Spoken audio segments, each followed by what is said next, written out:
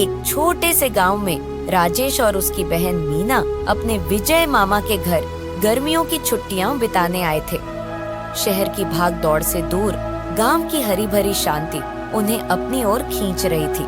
विजय मामा का घर गांव के बीचों बीच था, मिट्टी की दीवारों वाला, ऊपर से छप्पर डाला हुआ और सामने एक छोटा सा बरामदा जहां शाम को ठंडी हवा के झोंके आते थे। लेकिन पहले ही दिन राजेश और मीना को लगा कि गांव का माहौल कुछ अजीब सा है। लोगों की चुप्पी और उनके चेहरों पर छाई उदासी कुछ कह रही थी। शाम ढलते ही बरामदे पर बातें शुरू हुई। मामा, ये गांव तो बड़ा सुकून भरा लगता है। हवा में मिट्टी की खुशबू, दूर कहीं भैंसों की घंटियां और ये सन्नाटा।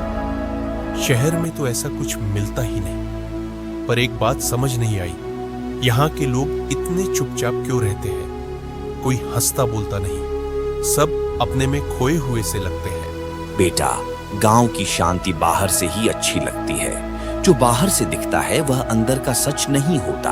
यहाँ की हवा में सुकून है, पर लोगों के दिलों में कुछ ऐसा दबा है जो बाहर नहीं आता। अंदर की बातें मतलब क्या मामा? कुछ छुपा हुआ है क्या यहाँ? कोई पुरानी कहानी, कोई राज? आप कुछ तो बताइए। हम तो यहाँ नए हैं, हमें क्या पता। कुछ तो है बेटी, जो सालों से दबा हुआ है। यहाँ के लोग इसे जानते हैं, पर कोई बोलता नहीं। जैसे कोई अनहोनी डर हो जो सबके मुंह पर ताला लगा देता है। गांव के पुराने तालाब की बात है राजेश। वो तालाब अब सूख चुका है, पर कहते हैं वहां कुछ ऐसा हुआ था जिसके बाद से लोग उस तरफ जाते ही नहीं। उसकी चर्चा तक करने से कतराते हैं। तालाब? वो कहाँ है मामा? हमें दिखाओ ना। सूखा तालाब तो और भी मजेदार लगता है। क्या पता वहां कुछ देखने लायक हो? नहीं बेटी, वहां जाना ठीक नहीं। लोग कहते हैं वहां अजीब अजीब सी आवाजें आती हैं। कभी हवा की सनसनाहट, कभी पानी की छप-छप, जबकि पानी तो वहां बचा ही नहीं। मैं नहीं चाहता कि तुम दोनों वहां जाओ।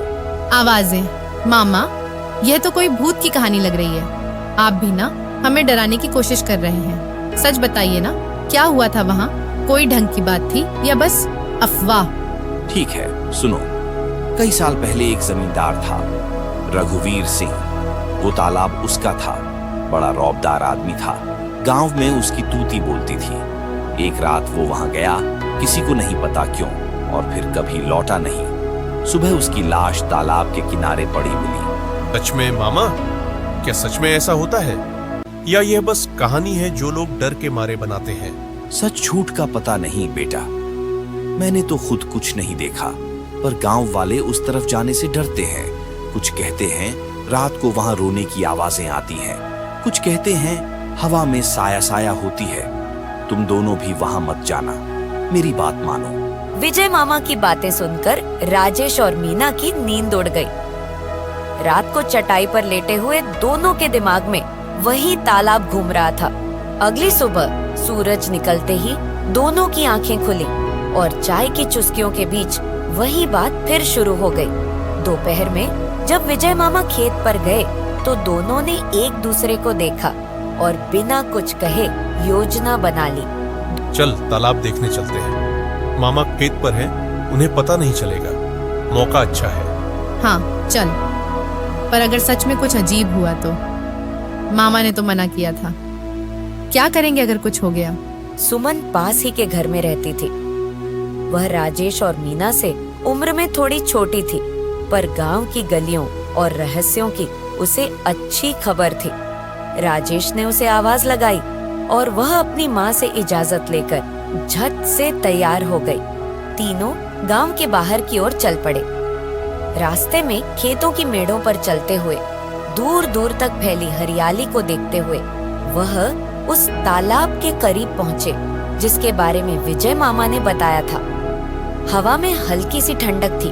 बस यहीं से तालाब शुरू होता है।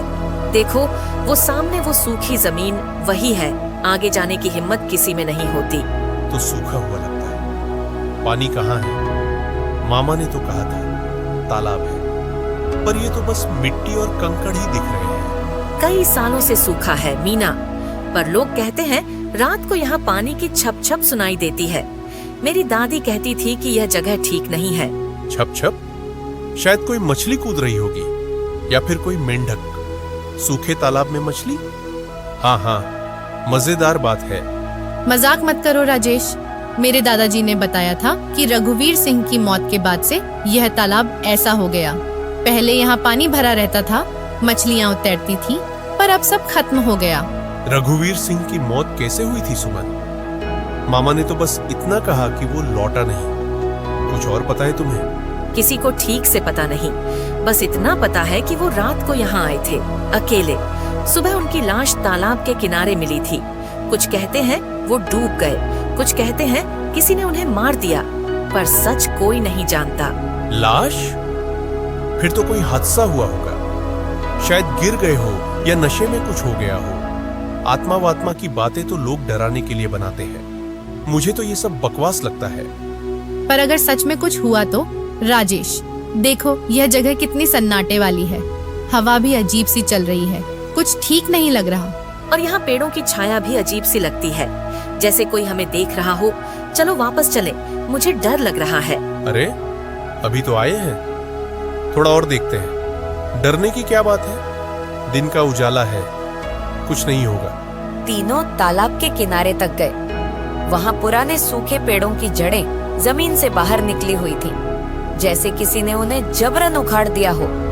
एक टूटी हुई नाव का ढांचा भी पड़ा था, जिसकी लकड़ियां सड़ चुकी थीं और उस पर मकड़ियों के जाले लटक रहे थे। हवा में हल्की सी सनसनाहट हुई, जैसे कोई फुसफुसा रहा हो। मीना और सुमन थोड़ा पीछे हट गई, पर राजेश आगे बढ़ता रहा। राजेश, ये आवाज क्या थी? मुझे सच में डर लग रहा है। होगी मीना, डर मत। देख, यहाँ कुछ भी तो नहीं है, बस पेड़, मिट्टी और वो टूटी नाव। तुम दोनों इतना क्यों घबरा रही हो? नहीं राजेश, ये हवा की आवाज नहीं थी। मुझे कुछ ठीक नहीं लग रहा, जैसे कोई यहाँ है जो हमें देख रहा है। ठीक है, चलो थोड़ा और आगे चलकर देखते हैं। वो देखो, वहाँ कुछ पत्थर पड़े हैं, शायद कुछ पुराना सामान हो। राजेश, सच में वापस चलो, मुझे डर लग रहा है। यह जगह अच्छी नहीं है। हाँ, यहाँ कुछ गलत सा है। चलो ना राजेश। तभी अचानक एक जोरदार आवाज आई, जैसे कोई भारी चीज जमीन पर गिरी हो। धम्म की आवाज से तीनों चौंक गए और पीछे मुड़े। वहाँ कुछ नहीं था, ना कोई पत्थर, ना कोई जानवर, बस खाली सूखी जमीन। हवा अब तेज हो गई थी और पेड़ों की टहनियां जोर जोर से हिलने लगी। मीना की सांसें तेज हो गईं। सुमन ने अपनी आंखें बंद कर ली और राजेश भी थोड़ा घबरा गया। यह क्या था? कोई पत्थर गिरा क्या या कोई जानवर था?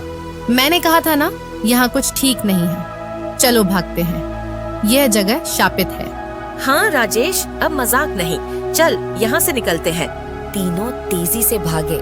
उनके कदमों की धूल उड़ती हुई हवा में मिल रही थी। गांव की सीमा तक पहुंचते पहुंचते उनकी सांसें फूल गईं। विजय मामा के घर पहुंचकर वो बरामदे पर बैठ गए। वहाँ विजय मामा और हरि प्रसाद जी, गांव का एक बुजुर्ग, हुक्का पीते हुए बातें कर रहे थे। बच्चों के पीले चेहरों को देखकर दोनों चौंक गए। कहाँ गए थे तुम तीनों? चेहरा पीला क्यों पड़ा है? क्या हुआ है? मामा, हम तालाब देखने गए थे, आपकी बात नहीं मानी, माफ कर दीजिए। तालाब? मैंने मना किया था ना तुम्हें। अक्ल नहीं है क्या? मामा, वहाँ सच में कुछ अजीब सा था। एक जोर की आवाज आई, जैसे कुछ गिरा हो, और हवा बहुत तेज हो गई। डर गए ना? मैंने कहा था विजय, ये बच्चे मानेंगे नहीं। जवान खून है, रहस्य देखने की चाहत जो ठहरी। हरिप्रसाद जी, आप तो जानते हैं वहाँ क्या है, हमें सच बताइए ना, हम सच में डर गए हैं। ठीक है, सुनो। रघुवीर सिंह की मौत कोई रहस्य नहीं थी। वो शराब का आदी था। एक रात नशे में तालाब में गिर गया और डूब गया, पर गांव वालों ने इसे भूत की कहानी बना दिया ताकि कोई वहां ना जाए। डर का फायदा उठाया, बस। मतलब सब झूठ था? कोई आत्मा नहीं, कोई भूत नहीं? हाँ, पर उस तालाब में एक सच छुपा है। वहां पुराने जमाने का एक खजाना दबा हुआ है। रघुवीर सिंह उसे ढूंढने गया था, पर नशे में अपनी जान गंवा बैठा। खजाना? सच में? सोने चांदी का खजाना? हाँ, पर वो खजाना कोई नहीं निकाल सका। लोग कहते हैं जो उसे छूने की कोशिश करता है वो वापस नहीं आता। हरि प्रसाद, तुम बच्चों को उकसाओ मत। तो वो आवाजें जो हमने सुनी वो क्या थी? शायद हवा थी या शायद कुछ और, पर डरने की जरूरत नहीं। तुम लोग जवान हो, हिम्मत रखो। अगली सुबह तीनों की नींद देर से खुली।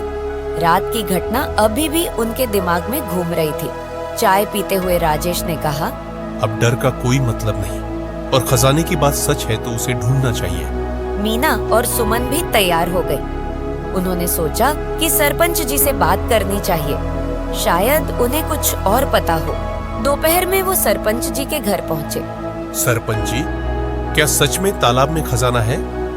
हरि प्रसाद जी ने बताया कि वहाँ कुछ दबा हुआ है। बेटा, ये बात पुरानी है। मेरे दादाजी कहते थे कि वहां कुछ दबा हुआ है, शायद सोने के सिक्के, शायद गहने, पर कोई उसे ढूंढने की हिम्मत नहीं करता। तो हम ढूंढ सकते हैं ना? अगर भूत प्रेत की बात झूठी है तो डरने की क्या बात? हिम्मत है तो कोशिश करो, पर गांव वालों को डर लगता है। वो कहते हैं कि खजाना शापित है। पर अगर सच में कुछ हुआ तो? राजेश, हम कल ही तो वहां गए थे, और वो जो कुछ हुआ, वो सनसनाहट, वो जोर की आवाज मेरे मन से अभी तक नहीं गया। मेरी नींद में भी वह तालाब घूम रहा था। क्या पता वहां सच में कुछ अजीब हो।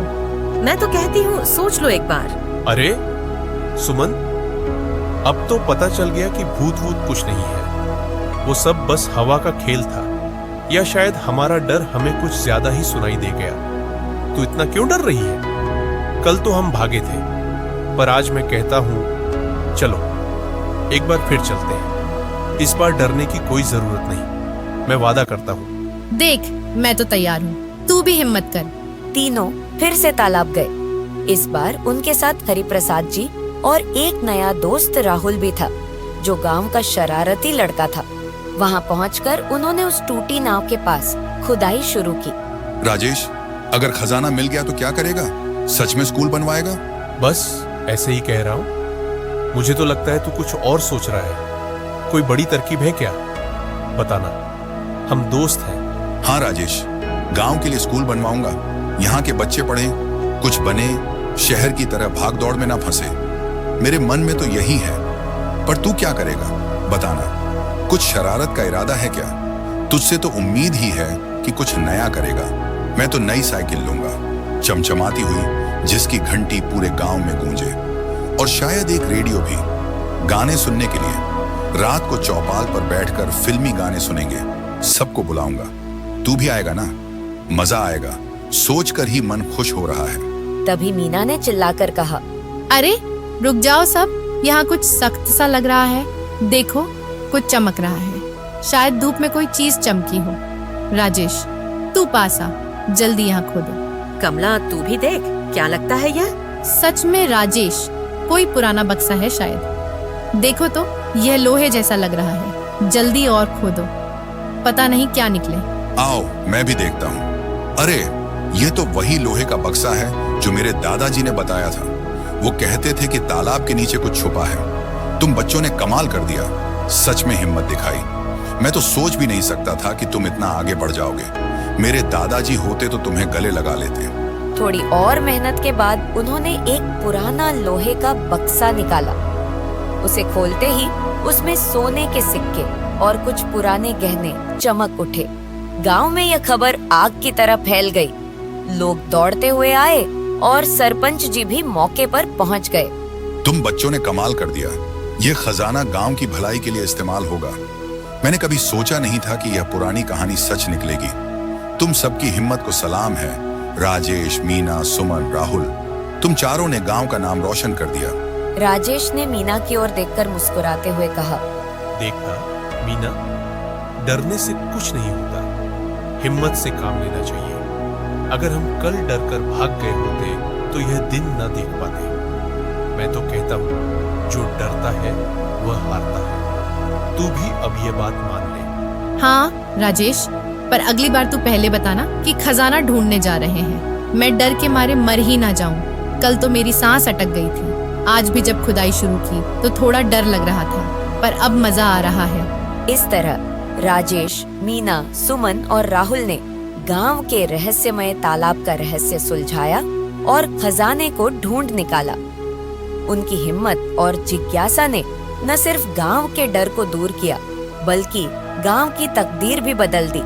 खजाने से मिले धन से गांव में एक स्कूल बना, कुएं की मरम्मत हुई और गरीबों की मदद की गई। और इस तरह एक पुरानी डरावनी कहानी ने एक नई उम्मीद की कहानी बना दी।